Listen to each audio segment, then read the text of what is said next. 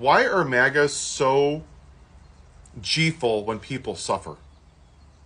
There's a word that I found that's very, very, very interesting that explains what they are outside of white supremacists. Schadenfreude. It's a German word that literally translates to harm-joy. It describes the feeling of pleasure or satisfaction derived from learning about the troubles, failures, or humiliation of another person. It combines two words, Schaden meaning harm or damage, and Freud meaning joy. So there are 5 key things, and I'll read them, and you're going to realize it's MAGA.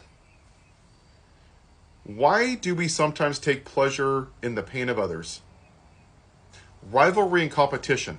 When someone we view as a competitor fails, it can boost our own sense of status or self-esteem. Toxic masculinity is where that comes from, right? I have to win. I'm a hammer. Everyone's a nail. I'm an alpha male. I have to win. You lost, libs. Cry harder, libs. He's your daddy. 3 more years. This is what I voted for. Because they have to win.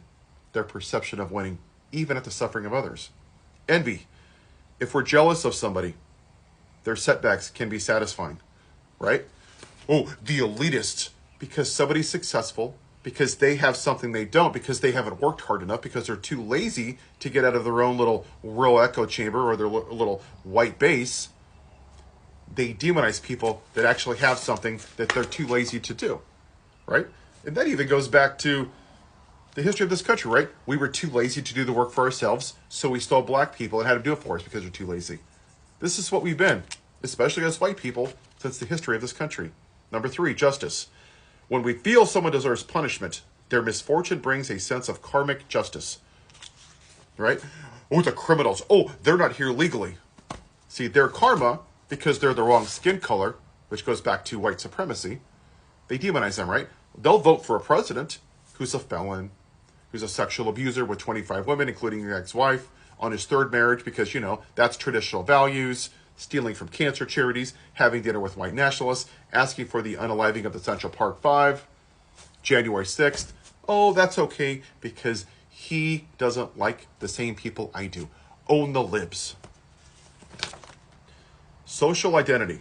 Misfortune befalling an out-group member can reinforce our in-group bonds, right? Everybody has a red hat, so I feel cool, and I'm going to go to rallies, and I'm going to feel cool. I feel like I'm part of something great, right? Self-evaluation. The last one, number 5. Others' failures allow for downward social comparison, making us feel better about ourselves. Again, they're down here, and people that are happy, they have joy, they have empathy are up here. What do they have to do? They have to drag you back into the mud. Now they're like me. Now they're sad and they're lonely and they're empty like me. Now they know my woes. And this is interesting. People with lower self-esteem tend to experience more intense Schadenfreude. The emotion may serve as a way to temporarily boost their own sense of self-worth through comparison. Low self-esteem.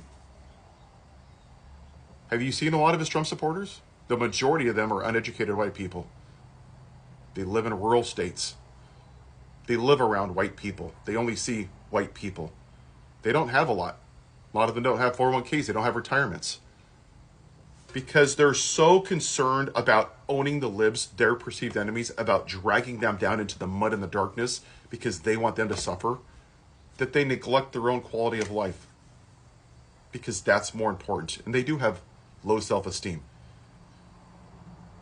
So the Klan leader in the White House tells them, little Billy, it's not your fault that you don't have the money you want or the way of life that you want. No. Blame the blue team. Blame them. Drag them into the mud. We're going to blame somebody else. And then when somebody shows them a mirror and it involves self-reflection and they have to look at themselves, they don't take personal accountability. They blame the person holding the mirror. So even as I'm making this, you know what their first thought is? I'm going to make a comment. Own the libs. Cry harder, libs. Trump is your daddy. This is what I voted for. I want them here legally. Because that's all they know. They don't know how to fail. They need to win at everything, what they think is winning. Schadenfreude is a trait of narcissists who exhibit a sense of entitlement and a lack of empathy. What did we hear with Bishop Uday? Let's have compassion, kindness, empathy for our immigrant friends. They don't want that. They lack it. See, you know what's important to understand? And I'm making this on a Saturday, but tomorrow's Sunday. And a lot of these fake Christians, these Pharisees, they're going to go to church with their Joe in the Ho bumper sticker and their F. Joe Biden flag and praise Jesus, praise Jesus. And they're going to read about loving thy neighbor as thyself. But they only give a damn about thyself because they're selfish. They only care about money. I have more money. I have more money. Because they value what's in the world. That is their self-worth. They don't value empathy, kindness, and compassion. Because 2,000 years ago, the very first MAGA was Barabbas. It was Judas Iscariot. Those religious people, those MAGA back then, they didn't want this Jesus guy. He was weak. We want a winner. We want to win. We want to make people suffer like us. All he wants to do is feed the poor people and give them health care and love them and show them empathy and kindness. Screw that. We want Barabbas, and that's what they chose again. They chose Barabbas in 16 and 24. Because they don't want empathy, because they don't lack it. They don't even love themselves. They don't. They're not happy people.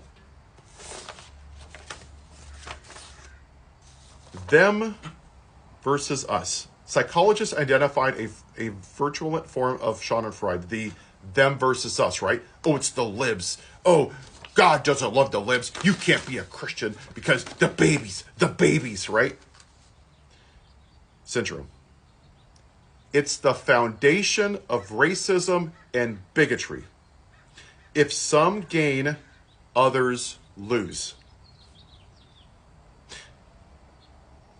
And the last piece of this that's important was a quote that I quote a lot from Lyndon Johnson.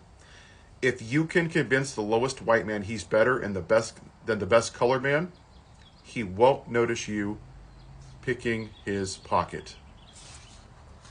Blame the brown people. Because that's what this is truly all about at the end. It's about white supremacy. It's bigotry. Blame the brown people. Your America, your way of life. It's the libs. It's Antifa. It's CRT. It's DEI. Taking out the bust of Martin Luther King. Taking away the history of Harriet Tubman and Jackie Robinson. And the Tuscany, the first black people to serve in the military. DEI. Oh, we don't want black people. Have you seen his cabinet? It's about as white as a piece of chalk. Except for, oh, that's right, urban housing. And that's what this is about. Them versus us, the foundation of racism and bigotry. They have been told by the plantation owner in the White House that their America is being taken away by the non-white people. And it scares the hell out of them. So they will burn Rome to the ground. They would rather not even have a country than have it be diverse. Because that's what this country's been founded on since 1787 when the Constitution was signed. It was designed to benefit 21-year-old landowning white men. And the MAGA, white supremacist version of America, their version is going away. Because there was a black man sitting in the White House instead of picking their cotton, and they lost their minds. They don't love America. They love the idea of white America. Red, white, and blue. They only want one demographic sitting in the White House to match the outside of it. But this is why we're here. This is the psychology. I know this was a little long, but this is really important. And I'll read that quote one more time and I'll leave you with that. If you can convince the lowest white man he's better than the best colored man, he won't notice you picking his pocket. He's literally stealing in front of them and they don't care. Because he dislikes the same people they do. I hope this helps.